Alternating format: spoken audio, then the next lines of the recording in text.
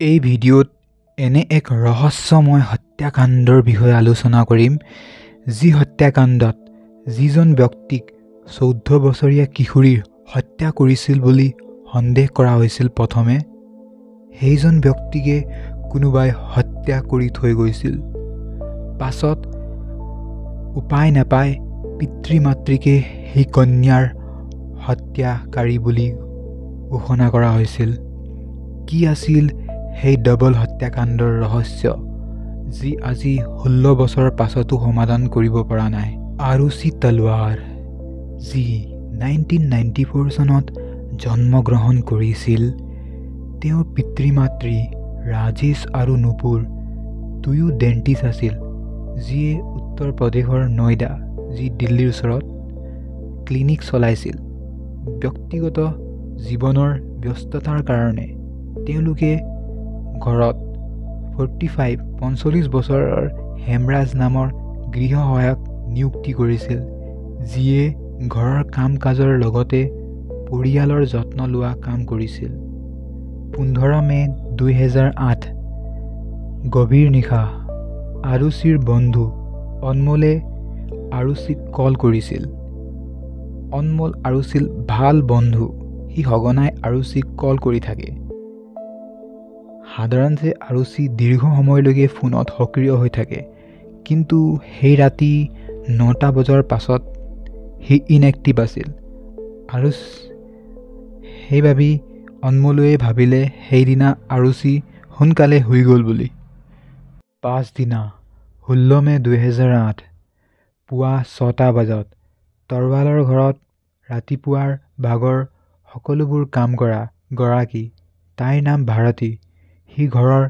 সন্মুখত আহি থিয় হৈছেহি 6টা মান বাজিছে সি ঘৰৰ ডোৰবেলটো বজাইছে কিন্তু বহু দেৰিলৈকে কোনো উত্তৰ দিয়া নাই ভাৰতীয়ে দেখিছে যে হেমৰাজ সদায় দুৱাৰটো খোলে কিন্তু সেইদিনা অদৃশ্য হৈ আছিল তাই আচৰিত হৈ আছিল অতি সম্ভৱ আৰুচি তৰৱালৰ অভিভাৱক সেই সময়ত শুই আছিল কাৰণ তেওঁলোকে দিনটোৰ ভাগত কঠোৰ পৰিশ্ৰম কৰে হেমৰাজে সেইকাৰণে হেমৰাজে ৰাতিপুৱা ভাগৰ কামবোৰ চায় ভাৰতীয়ে যে বহু সময় বাহিৰত ৰখাৰ পাছত নুপুৰ ওলাই আহে আৰু বালকনিৰ পৰা চাবিখন পেলাই দিয়ে ভাৰতীয়ে ঘৰত প্ৰৱেশ কৰে আৰু লক্ষ্য কৰে যে ঘৰৰ প্ৰৱেশ দুৱাৰটো লক নাছিল সেই সময়ত ৰাজেশো সাৰ পাই তেওঁ চকুটো ডাইনিং টেবুলত পৰে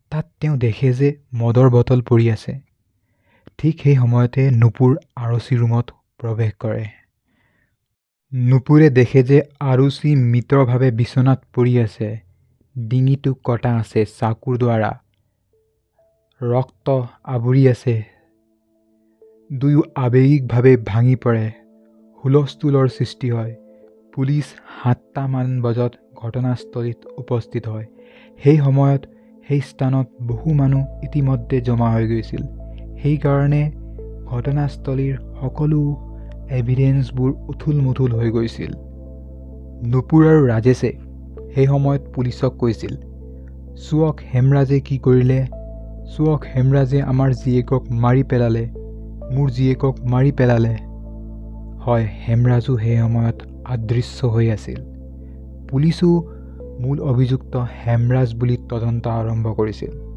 ঠিক সেই সময়তে ৰাজেশে হেমৰাজক বিচাৰি উলিওৱাৰ 25,000 টকাৰ পুৰস্কাৰ ঘোষণা কৰিছিল দুদিন গুচি গৈছিল পুলিচো হেমৰাজে মূল অভিযুক্ত সিহে হত্যা কৰিছে আৰুচিক বুলি তদন্ত আৰম্ভ কৰি আছিল সেই দিশত তদন্ত আৰম্ভ কৰি আছিল পুলিচে ঘৰৰ তালাচী লওঁতে তদন্ত কৰোঁতে ঘৰৰ মালিক আৰুচিৰ পিতৃ ৰাজেশক ঘৰৰ টেৰিছৰ চাবিটো বিচাৰিছিল কিন্তু সেই সময়ত ৰাজেশে কৈছিল যে চাবিটো হেৰাই গ'ল আৰু বহু সময়ৰ পৰা টেৰিছটো বন্ধ আছে সেই বুলি কৈছিল পুলিচক পাছত সেই কেছত এণ্ট্ৰি হয় এজন বিশিষ্ট ব্যক্তি কে গৌতম ৰিটায়াৰ্ড অফিচাৰ কে গৌতম DSP তেওঁ এই কেছত তদন্তৰ ইচ্ছা আছিল সেইকাৰণে ঘটনাস্থলীত তেওঁ উপস্থিত হৈছিল। তেওঁ ঘটনাস্থলীত উপস্থিত হৈয়ে তেওঁ দেখে যে টেৰিছত যোৱা যিটো চিৰি আছে তাত কিছু তেজৰ টোপাল আৰু ভৰিৰ ছাপ আছে।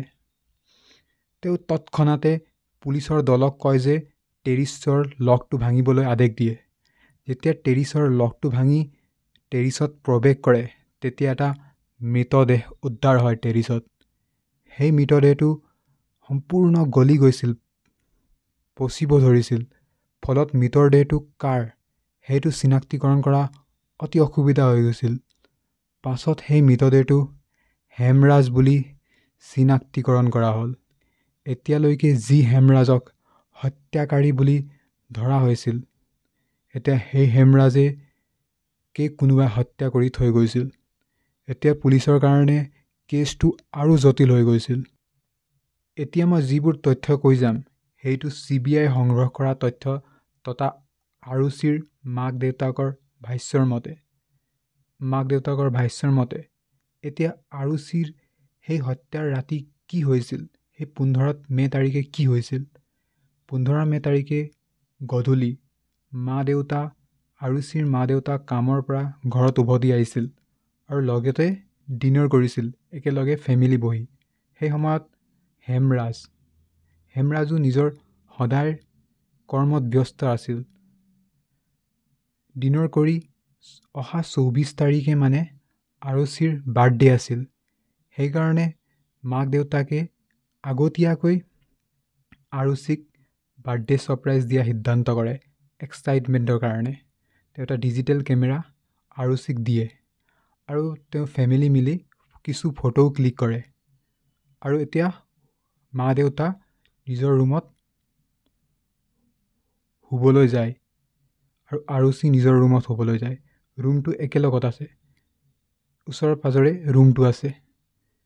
এতিয়া কি হয়, এতিয়া ৰাতি কি হয়, আৰুচিৰ দেউতা ৰাজেশক ইণ্টাৰনেটৰ প্ৰয়োজন হয়। সেইকাৰণে আৰুচিৰ মায়ে আৰুচিৰ ৰুমত সোমাই ইণ্টাৰনেটৰ ৰাউটাৰটো অন কৰে। এতিয়া মনত ৰাখিব, আৰুচিৰ ৰুমৰ চাবিটো আৰুচিৰ মাৰ লগত থাকে আৰু আৰুচিয়ে নিজে ৰুমটো খুলিব পাৰে আৰু কোনো খুলিব নোৱাৰে। আৰু ইণ্টাৰনেটৰ ৰাউটাৰটো অন কৰি মা ওলাই যায়। সেই সময়ত মাৰ মতে আৰুচিয়ে কিতাপ পঢ়ি আছিল।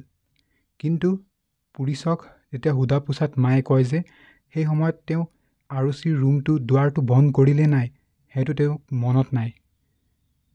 ইণ্টাৰনেটটো ৰাউটাৰ অন কৰি কিনে তেওঁ নিজৰ ৰুমত যায়। আৰুচি সেই সময়ত কিতাপ পঢ়ি আছিল। এতিয়া দুৱাৰটো বন্ধ হ'ল নাই এইটো মাৰ মনত নাই।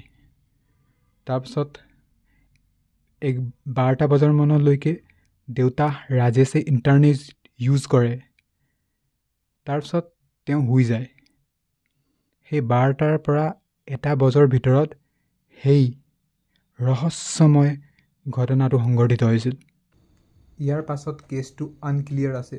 পুলিচে সেই সময়ত ইনভেষ্টিগেশ্যনত অৱহেলা কৰাৰ কাৰণে যিবোৰ তথ্যবোৰ, যিবোৰ এভিডেন্সবোৰ চব হেৰাই যায়। ফলত পাছত পুলিচে ধাৰণা কৰি সেই জীয়েকক মা দেউতাই হত্যা কৰিছে বুলি মা দেউতাক ৰাজেশ আৰু নুপুৰক জেলত পঠায়।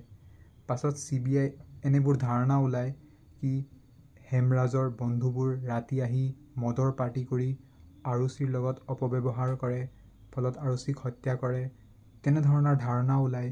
কিন্তু এইবোৰ ধাৰণাবোৰ ভুল ওলায় পাছত। কাৰণ যেতিয়া হেমৰাজৰ বন্ধুসকলৰ মোবাইল ট্ৰেক কৰা হয়, লোকেশ্যন ট্ৰেক কৰা হয়, সেই সময়ত তেওঁবোৰ ঘৰতে আছিল। ফলত এইবোৰ চব ভুল ওলায়। বেছিভাগ যিটো এভিডেন্সবোৰ পুলিচৰ মতে, CBIৰ মতে মা দেউতাই হত্যা কৰিছে বুলি তেনেধৰণে দেখুওৱা হয়। কিন্তু এইটো আনচল্ভ হৈ থাকে। ৱাচমেনো কয় যে সেই সময়ত সেই ঘৰত কোনো প্ৰৱেশ কৰা নাছিল ৰাতি। মানে মা দেউতাই হত্যা কৰিব পাৰে এনে ধাৰণা হয়, কিন্তু এইটো কোনো প্ৰুভ কৰিব পৰা নাই। সেই কেছটো আজি ইণ্ডিয়াৰ ৰেয়াৰেষ্ট অফ দ্য ৰেয়াৰেষ্ট কেছৰ ভিতৰত আহে আৰু এতিয়াও মিষ্টিৰিয়াছ হৈ আছে। কোনে হত্যা কৰিলে?